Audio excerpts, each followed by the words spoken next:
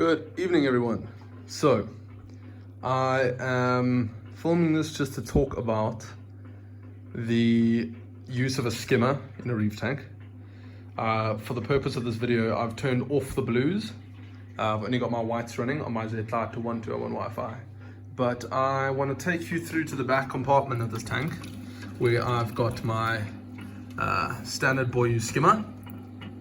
And if you take a look inside, just open this dude up, you'll see the way that it's foaming up at the top there. The water level actually, as you can see, is right on at the bottom. It's the definitive line, you can see the water moving. So with a skimmer, I know a lot of you probably already know this, but for those of you who don't, I'm going to speak about it anyway. With a skimmer, you don't want it to be small bubbles popping at the top, because all that's going to do is waste your electricity. You're not going to be doing anything with it really. It's going to be wasting your time, it's going to be wasting your electricity, and it's going to create a lot of micro bubbles in your tank. So check that out, that is some fresh skim right there. So what you want to see is a foam. The micro bubbles that I just spoke about are a real no-no. It's not like they're going to do any harm in your tank, but it's basically going to do a micro bubble scrubbing. The way that you can do that with this skimmer, for example, this is a standard Boyu TL550 skimmer. The way that you do that, let me just put this down for a second, is with this knob over here. You'll see if I open it up a bit more.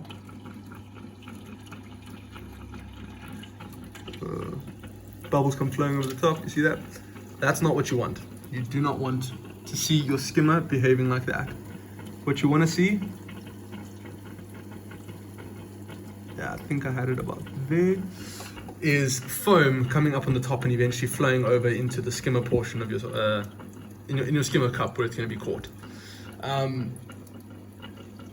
The point of this video that I'm trying to make is, with a new skimmer or a new tank, you are going to be very prone to having issues with your skimmer overflowing and going mad over the first few days, maybe even a week, and that's pretty normal. That's what I've been dealing with currently for the last week or two whilst trying to set up this tank. I'm finally at the point where I feel like the skimmer is broken in enough and I'm comfortable enough that I've got it tuned in. As you can see, the bubbles are now forming that nice foam again, and it's slowly gonna come over the top and then go into the skimmer portion, I keep saying skimmer, apologies, the skim cup, which is where all your skim mate will then collect. Now, it's important to note that this isn't or shouldn't be your only form of filtration in your reef tank. You are obviously going to need some biological media and other forms of mechanical and chemical media. So I'm going to take this opportunity, to just quickly close up my skimmer. And I realize in previous videos I haven't been very clear on the filtration in my tank. We start off here. This is the intake. It then goes to some filter floss. Underneath the filter floss, we've got a nice big portion of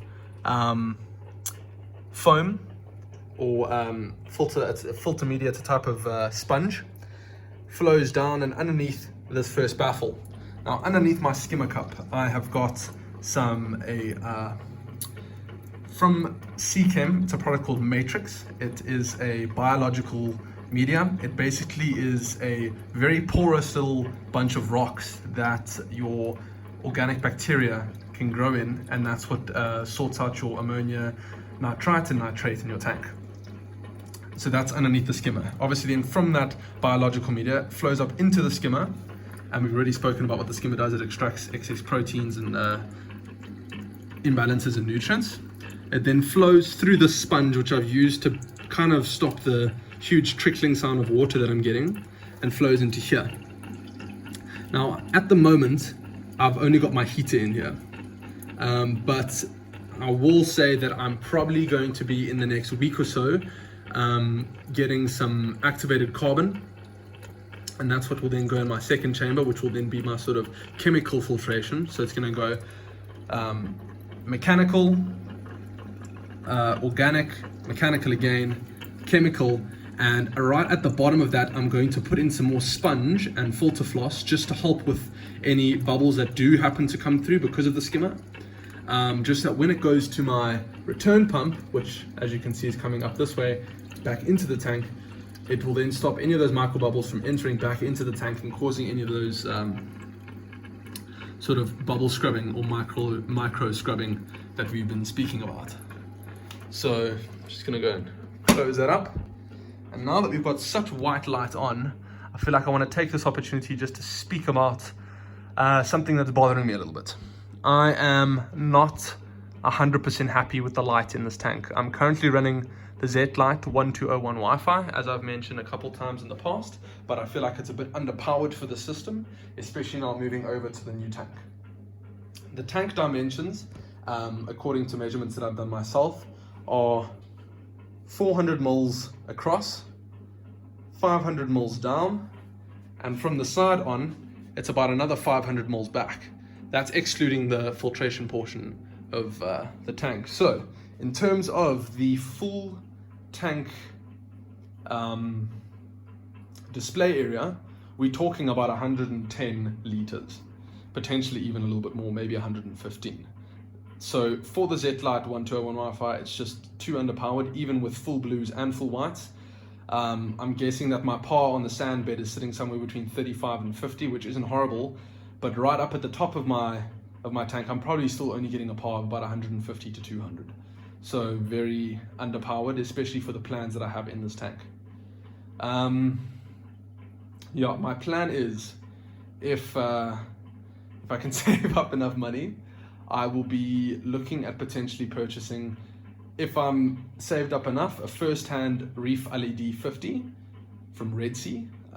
If not, I'll probably have to go the second-hand route, but then again, that is a topic for another day, and also a very good topic because you don't have to buy everything first-hand in reefing, as many of you will know, and that is, I think, something that a lot of people frown upon or look down on, but in all honesty, if you're going to save money and still get the same results, why would you choose to buy first-hand?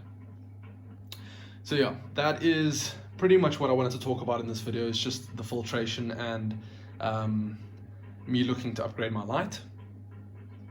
Oh, there we go. It's just clicked over into its final cycle. It's already 8 o'clock at night here. So yeah, it's tank's getting ready to shut down. For the purpose of this video, I turned on the white lights, but as you can see, it's now in the next stage and it's going to shut down completely. So guys, thank you if you've watched this far, me rambling on about a bunch of stuff that you probably already knew. I do thank you for that. Please, if you don't mind, consider subscribing and liking the video. I do plan on posting a lot more often and taking you guys along on the evolution of this Boyu TL550 in the coming years. Right, that being said, thank you so much, and I'll check you guys in the next one.